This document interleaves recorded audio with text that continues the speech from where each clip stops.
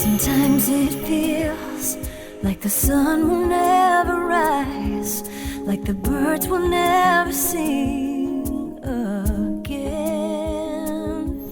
Believe in a power greater than what you are going through. When you don't know what to do, keep breathing. Broadcasting from Huntington Beach, California, and from New York City, coast to coast, a big LA welcome from the Big Apple and from LA to all our listeners out there in Radio Land. I am Dave Nassaney, Dave, the Caregiver's Caregiver, on the Caregiver Dave radio show, coming to you live from the syndicated All Positive Talk Radio Network, HealthyLife.net, broadcasting in all 50 states and 135 countries, with my lovely co-host, Adrienne Gruberg of the CaregiverSpace.org, who's in Manhattan. Hello, Adrienne. How are you? Hello. Where'd Bernie go? There he is. Yeah, we lost Bernie, and we don't want to lose him again. We have an exciting show planned for you today. Dr. Bernie Siegel, a man who is famous in his own right. Dr. Siegel was born in Brooklyn, New York, just like me. I was born in Bay Ridge, Prospect Park. I don't know where he was born, but he'll tell us.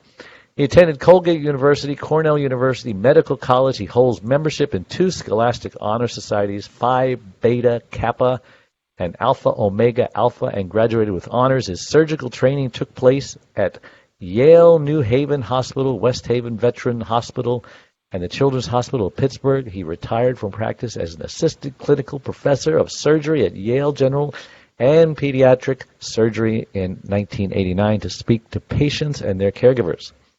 In 1978, he originated Exceptional Cancer Patients, a specific form of individual and group therapy utilizing patients' drawings, dreams, images, and feelings. ECAP is based on a carefrontation, a safe, loving, therapeutic confrontation which facilitates personal lifestyle changes, personal empowerment, and healing, and the individual's life. That's a change, isn't it? The physical, spiritual, and psychological benefits which followed led to his desire to make everyone aware of his or her healing potential. He realized exceptional behavior is what we're all capable of. And I can go on and on and on about that. I can, because it's right here in front of me. He's here. We would take up the whole show just telling everybody how great he is. So, Bernie, welcome to the show. Thank you. My mother would like it if you just go on and on. Is your mother still with us? No, but many articles in magazines are written about the controversial Dr. Siegel and interviews. And my mother would always say, "Oh, I love that article about you." I say, "Mom, did you really read it?" But she's loving me. It doesn't matter what people said. Yeah. Well, that's a great first question, Bernie. Actually, my first question that I ask people who come on the show, and then I'll ask you the great first question, is why was Bernie Siegel put on this earth? What destiny is he have on his life? Well, it's to share the truth about life. I just put out another book called No Endings, Only Beginnings. And let me just list some of the things I've been through. All right. I had a near-death experience at age 4, choking on a toy. Wow. I had a past life experience when somebody said over the telephone, "Why are you living this life?"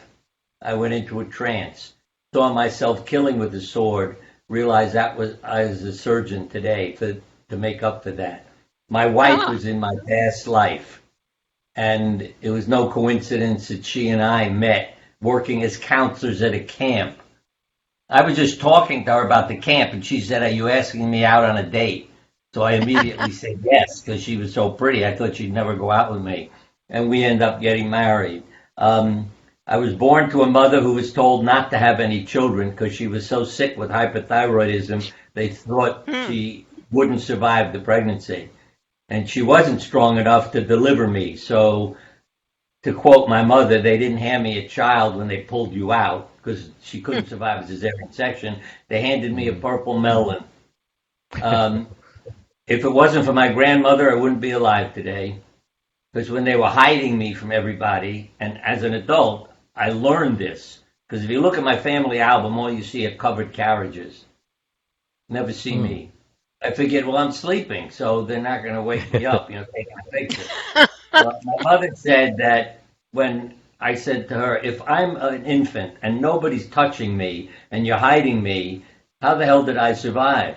Because your brain doesn't develop, you don't gain weight, your immune system doesn't function. She said, oh, my mother took you, poured oil all over you, and pushed everything back where it belonged 4 and 5 times a day. So I became the most loved infant on the planet. And to tell you again that I know about body memories, 50 years later, with a shaved head, I was massaged for the first time by a woman. I'd had many massages by this guy we knew. But when we went over, he said, I'm so busy, could my wife do one of you? So my wife and I went for massage. The woman massaged me.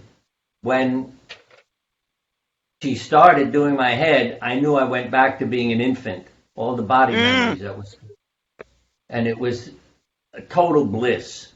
But when I opened my eyes, the room was filled with 20 or 25 people. I said, I'm getting a massage. What the hell are you all doing here? The husband said, we thought you had a heart attack or a stroke. We couldn't communicate with you. You were gone. I said, what age yes. was that? What age? Infant. I was in my 50s. Wow. Yeah. I said I became an infant again, and I couldn't communicate with you. I'm perfectly happy, and they're scared to death over what happened to me. And let me also add, why did I shave my head? In the 1970s, our kids had their hair down to their shoulders. We have 5 kids. When I said, I'm going to have my head shaved, we'll kill the barber if he does it for you. And I told the barber, I'll go on vacation. Nobody will know, which was a lie. So on Friday night, he shaved my head. And, the kids knew they had a crazy father. What are they going to do with him? But when you have a shaved head in the 1970s, everybody knew you were screwed up. So they all talked about their troubles in the hospital and everywhere. When did I learn why I really did it? Because I had to do it. That's the only way I could describe it to you. I'm reading Carl Jung, and it said, when monks shave their head, it's symbolic of uncovering their spirituality. When I read that, it was like, oh my God, I didn't need to shave my head. I needed to uncover my spirituality. Because it was painful to be a surgeon and try to figure out why God made a world where people go through all this suffering. And I did a lot of children's surgery, and you really wonder, why would God have children born with all these defects? Mechanical, intestinal obstructions, all sorts of things that you have to operate on them as newborns to repair. And so that was a struggle, finding my faith. I questioned Abraham and Jesus, too. I mean, what would you say if God came to you and said, I want you to sacrifice one of your kids? Would you say, okay? See, when I read that... Abraham did. Yeah, because he had faith in his Lord. I would have said, leave the kid alone or take me, And then I would have suffered for not having faith. But when you have faith, if you notice, Isaac doesn't end up dead. And if you notice the language in the Bible, Abraham says to his co-workers, the guys who were helping him, he said, we're going to go off, but we'll be back in a little while. Now, if you're going to end up killing your kid, why didn't you say, I'll be back in a little while? But he said, we'll be back. Right. And I think he knew that if he had faith in his Lord, he wouldn't be asked to do things like that. Yeah. And I have to add, and he knew that God could even bring him back from the dead if necessary. Yes. See, if I were Jesus, too, I always planned to jump off the cross and impress everybody. See? So they know what I can do, so pay attention. Well, then you couldn't save us if you did that. But it's doing the greater good. And let me finish with this so you'll understand, because I mentioned my past life, killing. I was seeing a therapist, James Hillman, because it was so traumatic. I killed in the past life the woman who is my life today. My Lord said, go kill the neighbor's daughter. He's driving me crazy. I said, why don't I kill him? No, I want you to kill her. I said, what if I don't? I'll kill you. All right, I'm going. And I killed her. And when I came back to show him her head, he said, I didn't do it. You did it. If you'd had faith in me, I wouldn't have asked you to do that. And Hillman said to me, do you hear what you're saying? What? My Lord, my Lord. I said, yes, the Lord of the castle is asking me. He said, no, Bernie, it's your Lord. And boy, that hit home for me because of how I always questioned Abraham and Jesus. He said, go home and relive it. So I went home. I relived it. God said to me, I want you to kill the neighbor's daughter. I said, fine, I'm going. No, stop. He said, I was just testing your faith and know I could trust you. Bring them here so we can resolve this problem. And wow, what a difference, that I learned from that. Because I thought using the word my Lord was just, the head of the castle, the guy running shows. And I'd say we all need to define who our Lord is and who we're saying yes to. And by that I mean your Lord could be money. You know what I mean? It could be power. It can be all kinds of things. And you have to look at who are you living for and why. And if you find the right Lord and the true Lord, then your life becomes significant and meaningful. And I try to live that way. The way I put it is, I try to live the sermon. And let me add one more sentence, because as I was out speaking, my wife and children, my wife actually participated in the presentations, but they would be sitting in the audience. And I never forget people coming up to me saying, we can trust you in what you say. I said, what are you talking about? They said, your wife and children are sitting there in the front row. So you must be speaking the truth, or you wouldn't have them sitting there. And how often do you see that with all our, politicians and millionaires and others, what they're saying about life? And politicians are their audience sitting there nodding their heads yes, or just, not there at all. So you mentioned before that you're controversial. So explain that. Yeah. Why are you so controversial? When I started doing this mind-body stuff, there was no science behind it. You see, we didn't study genes and body chemistry and all kinds of things. So when I say to people, what's going on in your life? Doctors would say to me, why are you blaming your patients? I said, I'm not blaming them. I'm trying to get them to look at why they may have become ill now. See? Monday morning, as an example, we have more heart attacks, strokes, suicides, and illnesses. You can't blame Monday. It's what people are thinking. But there was no science behind that because, people just, as I say, I was controversial, talking about feelings and emotions. And saying that the people who got well when they weren't supposed to, it wasn't a spontaneous remission, which is what doctors called it. And Solzhenitsyn, the author, called it in his book Cancer War, self-induced healing. See? So I'm calling it self-induced, and they're saying, oh, you're crazy, there's no proof. And so they loved, writing articles, and I was on every famous talk show with people arguing with me. What year was this? I had to really respect Phil Donahue because the Oprah would invite me.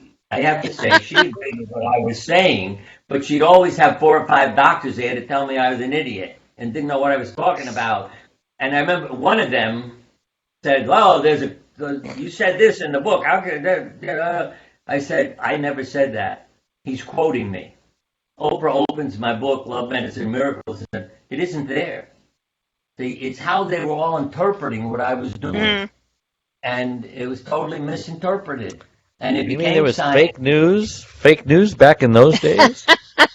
Well, but let me tell you, see what Phil did, I came in expecting to go up on the stage. He said, no, Bernie, you sit in the audience.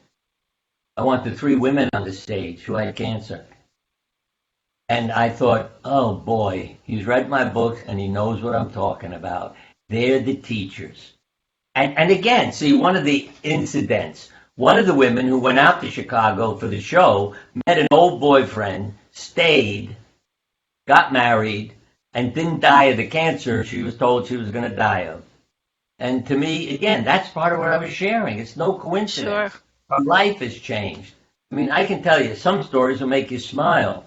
You know, they told me I have 2 months to live, and I don't make up any of these. I'm going out to Colorado to die in the mountains. It's beautiful.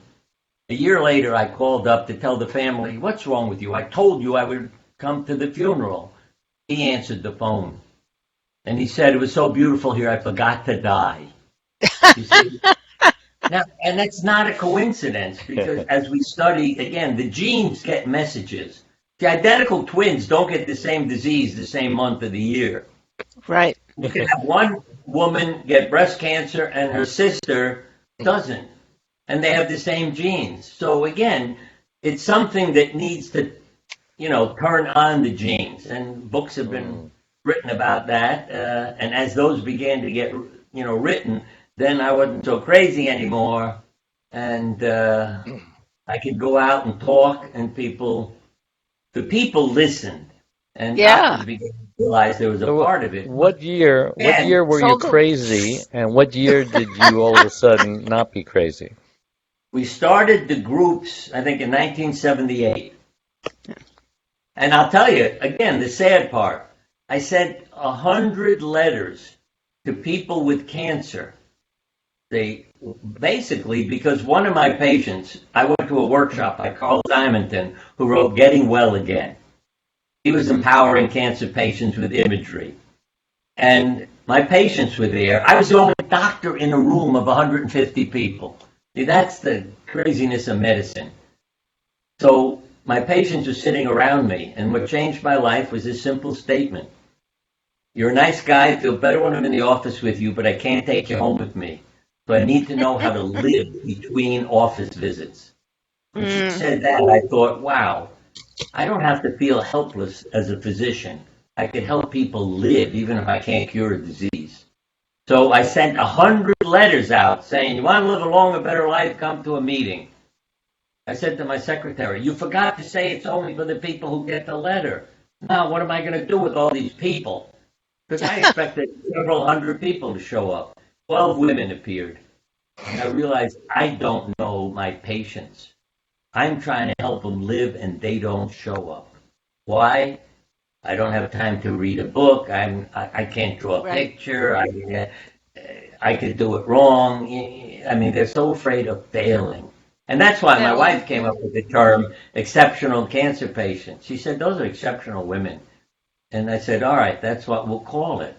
And then a lot of people said, well, I'm not exceptional, so I can't come to your group. But it's how they were all brought up, how much let me give you a statistic again. And you can answer in your head too. Did your parents love you? Harvard students were asked that question. Those who said no while at Harvard, by the time they were middle-aged, they were all looked up, 98% had suffered a major illness. Those who said yes, 24% had suffered a major illness. So you have to say, why does that make a difference? It's how you take care of yourself, how you feel about yourself. Yeah. And I can also tell you, again, as I say, I don't make these things up. A woman who had polio as a child was angry that her body was deformed. And then she developed a neurological disease, which added more to her troubles. And she said, I didn't want to die hating my body. So I lay down naked in front of a full-length mirror and started loving my body inch by inch. And to make a long story short, by the time she was done loving herself, her neurological disease disappeared, and she didn't die of it. And those are the things that I began to learn over and over again. Everybody who didn't die when they were supposed to had a story to tell you. I got a dog, I put in a backyard wildlife habitat, I bought a house on the ocean down in Florida. I didn't you see, in a poem, I always say, read fiction if you want to know the truth. You'd say, what? The authors observe the world and write about it with their own characters, so it's fiction. Okay? And that's the part. So there's a poem called Miss G by W.H. Jordan. In it, he says, when he comes home to his wife, said, I examined Miss G today, that lonely lady, and she has cancer. And he goes on to say, childless women get it, and men when they retire. It's as if there had to be an outlet for their foiled creative fire. Now, I mentioned it at a medical meeting at Yale, and I heard yelled out of the audience, just because it rhymes doesn't make it true. Now, why would a poet write that if he didn't observe it in life? So, yeah, I've seen that with patients. And one landscaper I had retired and developed cancer. And when I told him he needed more treatment after I operated on him, he had stomach cancer, I said, I couldn't remove it all, you need more treatment. No, it's springtime. Gonna go home and make the world beautiful. So when I die, I leave a beautiful world. 6 years later, the nurse handed me his chart. I said, he's dead. We must have 2 patients with the same name. She said, Bernie, open the door. I opened the door and there sat John. I have a hernia from lifting boulders in my landscape business. He lived to 91 and became my therapist. Because as a landscaper, if I walked in the woods with him, it became a beautiful place to walk. He saw things that I didn't see.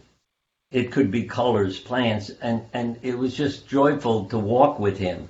And matter of fact, our latest book, the one when you realize how perfect everything is, with our grandson Charlie and myself. Charlie's into photography, and so the book has loads of photographs of nature, as well as all our poetry. And hold that thought, Bernie, because I need to take a break, and I want to talk about Charlie, because I can tell he loves you very, very much, because he was constantly, my grandpa's, make sure you send him the link, because he wanted, blah, blah, blah. Yeah, so you got a great grandson there who loves you. So hold on. We'll be right back. Don't go away. And we're back with Dr. Bernie Siegel. Yes, the great and marvelous Bernie Siegel. And my lovely co-host, Adrienne Gruberg. I'm Dave Nassaney on the Caregiver Dave Show. And tell us about your grandson and the book that I interrupted you about. Well, what is interesting is I wrote another book that just came out, No Endings, Only Beginnings. And there's spirituality in my experience with life. And I was talking to Charlie about it, and it was like he was an old man who had a life experience that it took me 60 years to have. He's doing it in 20 years. That's amazing. Yeah, he's written poems. So the book is filled with our poetry. And I wrote the poems, like when I was 20 or 30 years older than he was, out of the pain that I was having as a surgeon.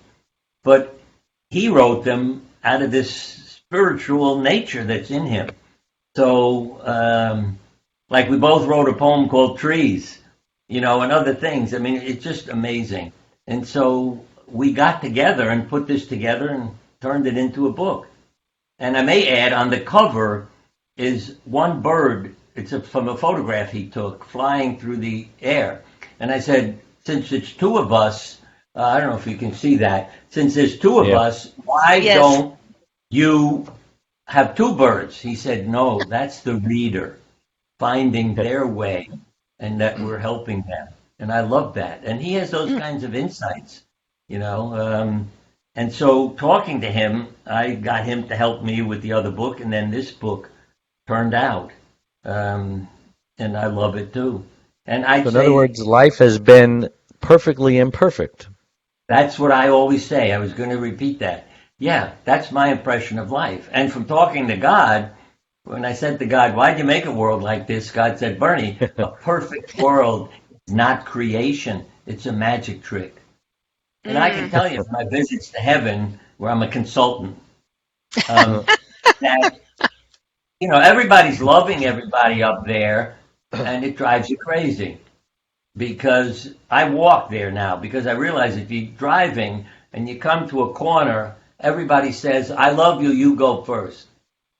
Wow. And then they yell, "No, I love you, you go first." And nobody goes anywhere because they're all loving each other.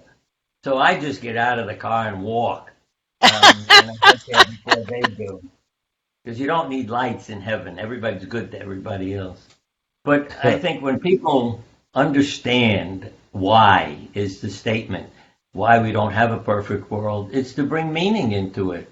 So when somebody does a favor for you, it really means something. A Mother Teresa, a Helen Keller, and many others, these are people who become my teachers, with all their troubles and other issues, but they see the world in a different way. And I think that we're all here to contribute, that's why I keep saying to live the sermon and to be honest with yourself. So, what have you learned, Bernie, from your wife's life and her death? Yeah, let me tell you, children? We don't die is for real. This past weekend was his Mother's Day.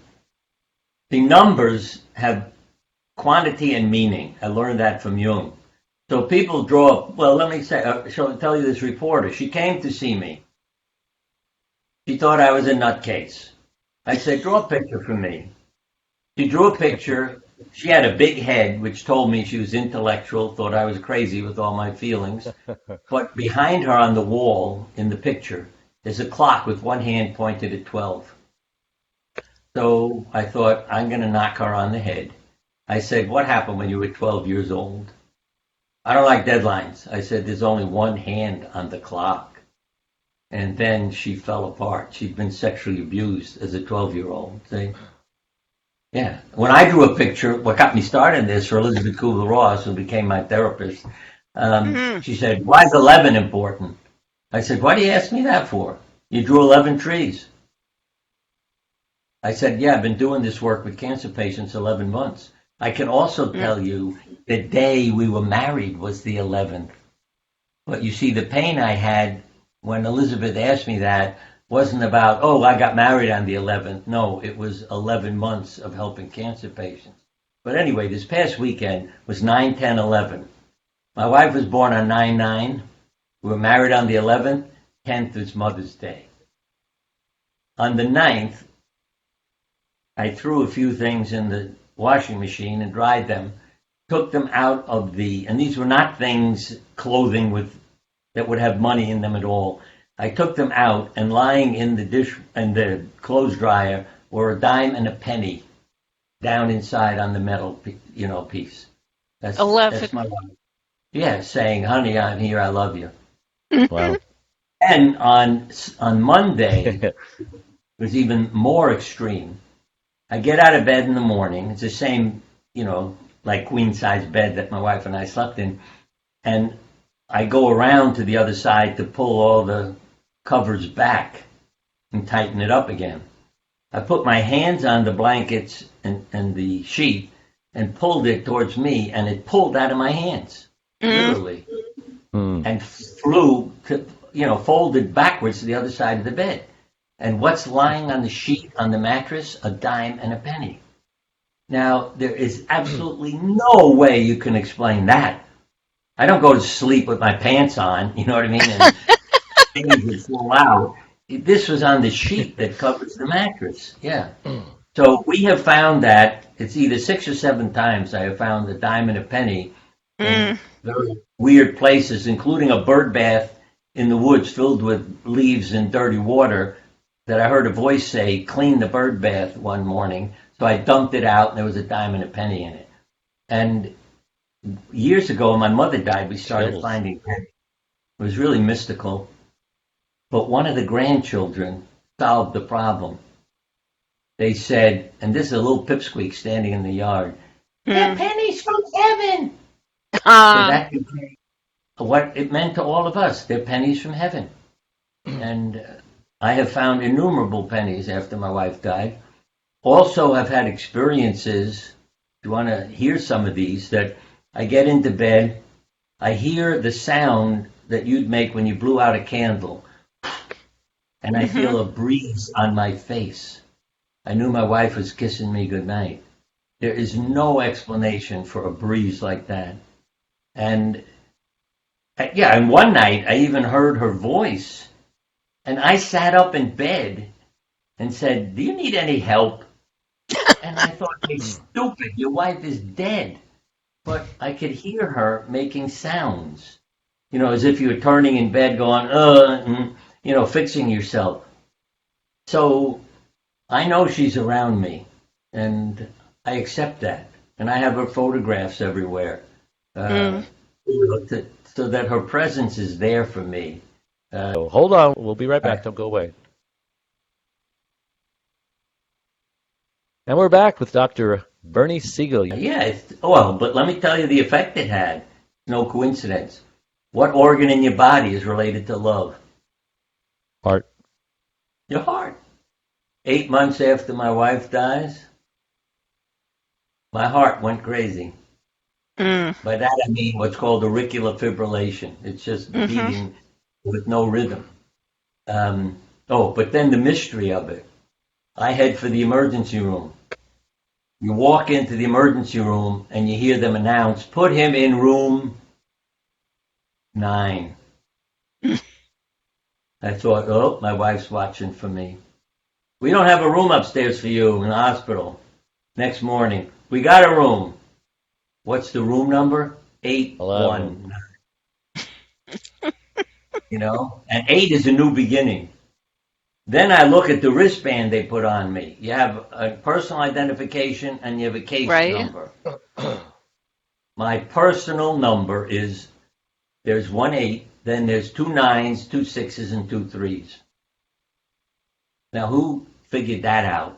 You can add it all up to 9s. And the case number also did the same thing, except one day. I went to the doctor's office and I keep telling them, "Watch, everything will add up to 9. Then I looked and I said, "Oh my, that doesn't add up to 9. Then I realized it added up to 7/11, our anniversary. Again, I can't explain them, but I have saved. They're somewhere near me here in the room. But I saved all those wristbands. So if anybody ever says that's crazy, no, here they are. Look at them. Yeah. And so I think my mind is open to the mystical nature of life. And I mean it when I say we don't die, no endings, just beginnings. Because as the 4-year-old, I had a near-death experience choking on a toy, I realized the body dies. Because when I started telling people what happened to me, I didn't know as a 4-year-old that this wasn't something everybody knew about. I thought it was a wonderful experience, and I truly was upset that I didn't die because it was so interesting and beautiful. I was mad at God. I screamed, "Who did that?" When, again, I have an angel. So he did a Heimlich maneuver. All the toy pieces came out, and I breathed again. Back in I go. But most of the time when I talked about it, I always talked about the kid on the bed who was dying. And I thought, why don't you say yourself? And I realized, because I'm not that body. I'm not the kid on the bed. I'm this spirit consciousness that's out of the body. And that's what people will all understand someday. And one more mystical thing. Then if I'm getting too crazy, you can tell me to talk about something else.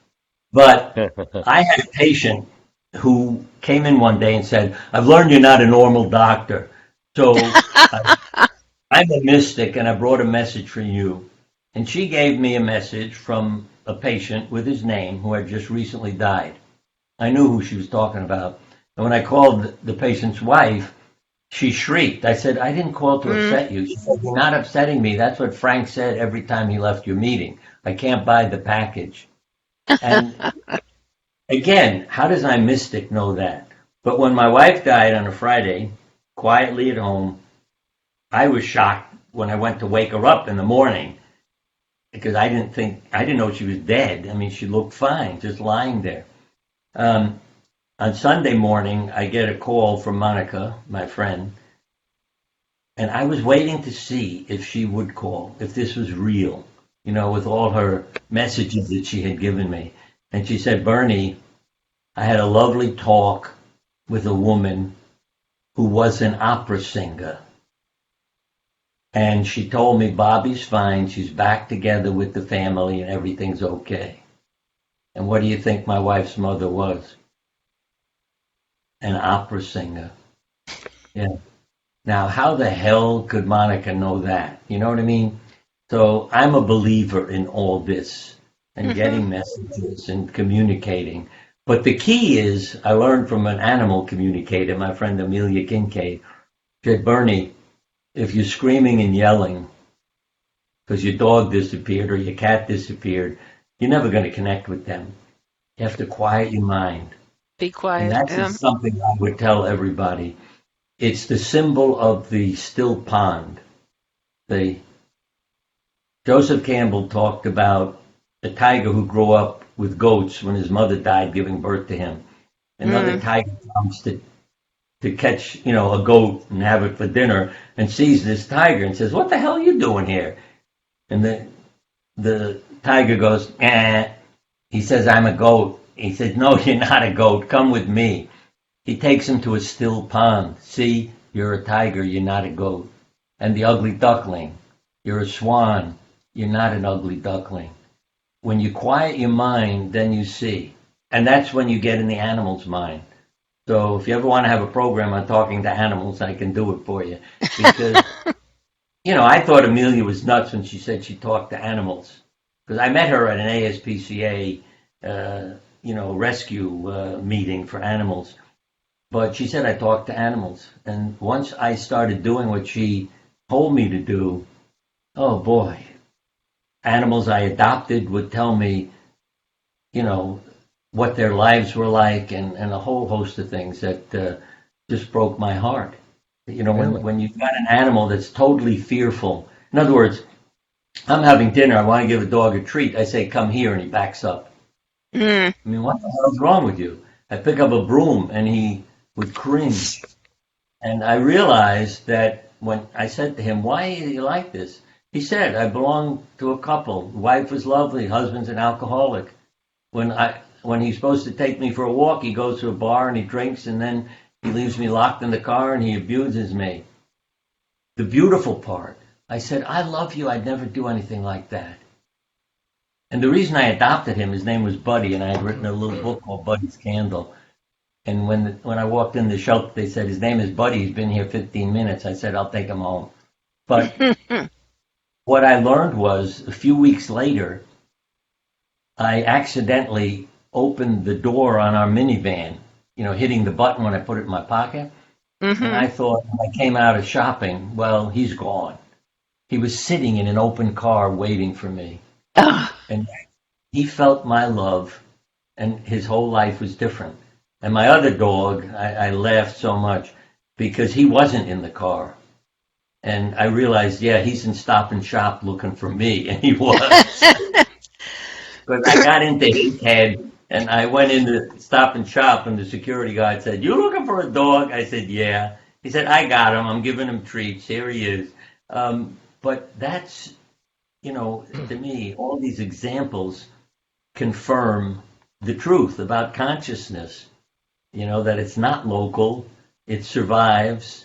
And so I have to share these things. And I say that because I just feel people need to know the truth about life, and what goes on. Yes, there's grief, just like my heart was grieving the loss of my wife. But of course, we're still there, and we'll be together again.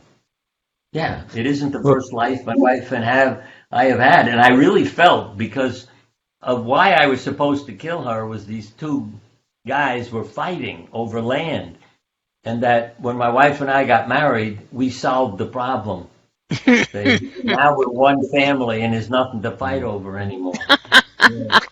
I hate to interrupt, but we need to take another break, so we will be right back. Don't go away. All right. And we're back with the marvelous Dr. Bernie Siegel and my co-host Adrienne Gruberg. I'm Dave Nassaney. We're on the Caregiver Dave radio show here on the healthylife.net, all positive talk radio. And you should like that, all positive talk radio. How can I have my dog talk to me? I mean, I suspect what's going on in his life. You are the problem. As I said, you have to quiet your mind. Okay, like the still pond. And then you can give your dog a message. I mean, what I found was most helpful when one of our cats is always climbing fences and going off in the woods. And I'd send her a message at night. I'm worried about you. There are predators out there. You might not survive. Come on. You'll be a lot more comfortable in the bedroom with us. Come on home. And I'd open the kitchen door, and she'd be standing there. I mean, it really was, amazing to me to see those things working. So, again, it's talking to them. Or even if they want to go for a walk, I can stand there and say, I'm going out for a walk. Do you want to come? I can say it in my head. And if the dog wants to, they jump up and run right over. And if not, they just give you that look. No, I don't feel like walking. It's all right. Yeah. What does it mean when my dog, who obviously is very insecure, he's a rescue animal, he's probably been abused, he won't look me in the eye? I mean, I have to literally force his face to look at me, and he just turns away. Him know you love him. I mean, talk in your head. You don't verbalize it. You stay in your head. I want you to know I love you. I brought you home because I love you and I want you to have a wonderful life, and I never will abuse you. I love you. And keep saying that to him, and it'll get through to him. I mean, sure, your actions should be the same. You take him for a walk, you give him a treat, but I mean, you don't have to spoil him. You pet his fur, all those things. Yeah, that he's a family member. And that's something you can say to him. You're a family member. Did you give him a special name? A special name? Yeah. What's his name? Jackson. That was what he was named, or you call him Jackson? No, we gave him that name. All right, good. Yeah, I mean, the dog I have now, I named him after a poem I read called Rags. And again, see, this is what the animals are like. I read this poem in a book. It's on the internet. Go look it up. But the punchline is, a soldier has many lives saved on the front line by this dog. So when he's discharged, he wants to take the dog home, and he can't find him. He gets back to medical school, and when I saw that line in the poem, it hit home. He gets back to medical school, walks into the lab, and who's cut open on the table? Rags. He walks over to him, and the poem ends with, he licks my hand and dies. And if there's no place in heaven for fealty like that, I'll take my place in hell. And when I read that, oh boy, did that touch my heart. And I'm always saying to people, if you don't know how to behave, ask yourself WWLD. What would Lassie do? Then do it. Because I don't know if you remember Ann Landers' poem that she had in her column. If you can start the day without caffeine, get going without pep pills, resist boring and complaining people with your troubles, not treat a rich friend better than a poor friend, face the world without lies and deceit, conquer tension without medical help, relax without liquor, sleep without the aid of drugs, and say honestly that deep in your heart you have no prejudice against race, religion, nationality, then, my friends, you're almost as good as your dog. And I would often recite that to people, and they would think that's, he's teaching us how to survive. But then when you get to the end and say you're almost as good as your dog, they burst out laughing. But it ain't funny. It's very true. It's very true. It is true. And that's why dogs are better friends than people, because they don't judge. They accept you just the way you are. Oh, you can beat them one day and they'll forgive you. And, one of my books is Love, Animals, and Miracles. Because I had people send in stories about animals, how they have saved lives, taught us beautiful things. Our house was a zoo. I mean, I described that in the book. We have 5 children. Everybody loved animals, so I put up fences, broke all the zoning laws. We had ducks, geese, goats, rabbits, skunks, birds, cats and dogs. But nobody reported us, because I found that was interesting when I learned you're not allowed to have all these creatures on your property. But nobody ever called the police. And even when I would call the police to say, there's an animal called a kinkajou. Imagine calling the police department and saying, my kinkajou disappeared, so if anybody calls, there'd be dead silence. What? But vets gave us animals that people didn't want after they got them. But again, the relationship, all the eggs were hatched in the house. So when our kids would go to school, the ducks and geese tried to get on the bus with them. They would go down the driveway and try to jump up on the bus. And the driver, he didn't get mad at me because it touched his heart too, but he'd shut the door before they did. And when I would release some of them on a lake that my parents lived on, when the yard got so filled with ducks and geese, I couldn't keep them anymore. My mother called the first time I let some go there. Why are the ducks and geese coming out of the lake every time a school bus shows up? Our neighbors want to know.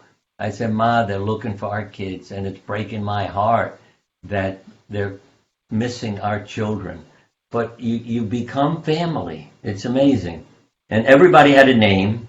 Oh, and how smart they are. I mean, a rabbit. I would sit on the sofa reading a book. The rabbit would jump up on the sofa, grab the book in her teeth, and throw it on the floor. And I knew she was saying, the hell with the book. Rub my stomach, pet me. Right. It's just amazing how, again, they are so well trained, thinking, and accept each other. Got to tell you this story. About 10 days after we rescued the rabbit, I didn't shut all the sliders and the pet doors, but I thought, because I left the house, I thought, but they've all been together 10 days. But when I got home, I realized I made a mistake, because one of the dogs grabbed the rabbit and injured her.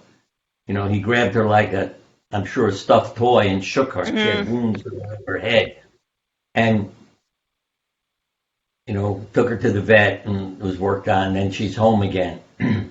And I'd go out every afternoon when I was going to lock up, call her name. Her name was Smudge, because she's the black rabbit. And one night, as a matter of fact, because I could never find her, I said to her, why don't you let me pick you up and take you in? Where are you? And she sent me a message. She said, you don't treat the cats this way.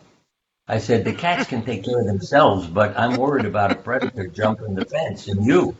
And then she would let me pick her up. But this evening, I went out and I yelled and walked, and I couldn't find her.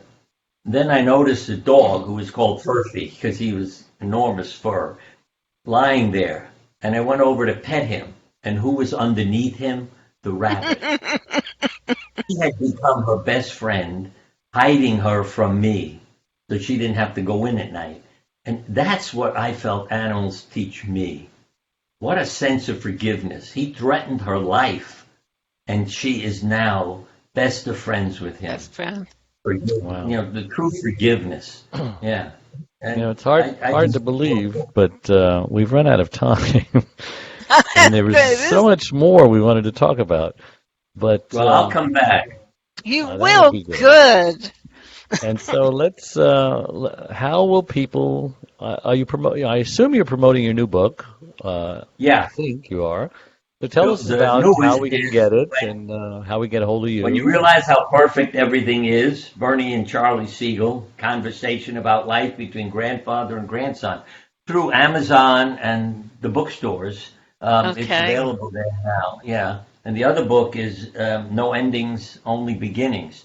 That should be available there too. I haven't done a lot of publicity for it, but the two really, it's because of Charlie, the two things happen together, because while he's helping me talk about spirituality and share poetry, The other book just blossomed out of that. And I'll How tell you, old there's is- one more that will come out called Three Men and Six Lives. It's about past life experiences. And again, I just want to wake people up to all these things. I'm not trying to prove anything or really, in a sense, sell anything.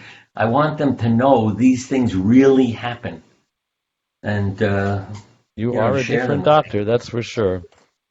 yeah. Well, thank you again for coming on the show. One more thing. See, when I said that medical students, draw yourself working as a doctor, they're sitting behind a desk with their diploma on the wall and not a human being in the picture. Oh. Only one student out of the whole class drew himself putting his arm around a patient in a wheelchair and handing her a tissue. Not one other student had a human being. Yeah. Interesting. Well, thank you, everybody, and we'll see you next time. So, bye-bye. So long. Sometimes it feels like the sun will never rise, like the birds will never sing again. Keep breathing, take it in and let it out. Keep breathing, it's gonna be okay. Believe a power greater than what you are going through. When you don't know what to do,